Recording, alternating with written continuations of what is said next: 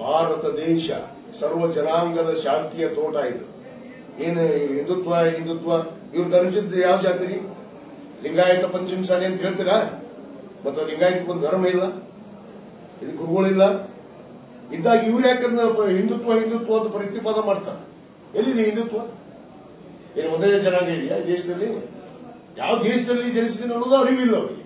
ಸುಮ್ಮನೆ ಒಂದು ಧರ್ಮದ ಆಧಾರಿತವಾಗಿ ಮಾತಾಡೋದು. ಅದೇ ಮಾತಿದ್ರೆ ಅಲ್ಪಸಂಖ್ಯಾತರ ಮುಸ್ಲಿಮರನ್ನ ಟಾರ್ಗೆಟ್ ಮಾಡಿ ಮಾತಾಡೋದು. ಅದ್ರ ಮೇಲೆ ಗೆದ್ದಾನೆ ಈ ಪುಣ್ಯಾತ್ಮ.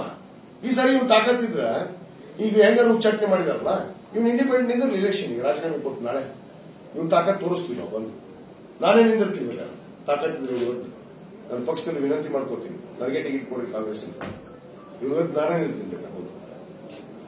ಬೇರೆ ಬೇರೆ ಪಕ್ಷದಲ್ಲಿ ಟೋಟಲಿ ಬಾಗಿಲು ಬಂದ್ ಆಗಿರುವಂತಹ ಸಂದರ್ಭದಲ್ಲಿ ನಡೆ ಏನಾಗಬಹುದು? ಆ ಅಪ್ಪನಿಗೆ ಒಂದು ನಡೆ ಇಲ್ಲ, ನುಡಿ ಇಲ್ಲ, ಪದ್ಧತಿ ಇಲ್ಲ, ಒಂದು ಪಕ್ಷದಲ್ಲಿ ನಿಯತ್ತಾಗಿ ಇಲ್ಲ. ಇಂಥವ್ರು ಯಾರಿಗೆ ಗೌರವ ಕೊಡ್ತಾರ?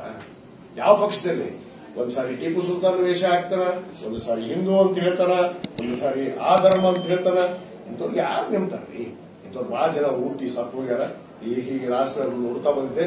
ಇಂಥವ್ರಿಗೆ ಏನು ಗೌರವ ಕೊಡೋದು ತಲೆ ಕೆಡಿಸ್ಕೊಳ್ಳೋರಿಗೆ ಆಗ್ತಿಲ್ಲ.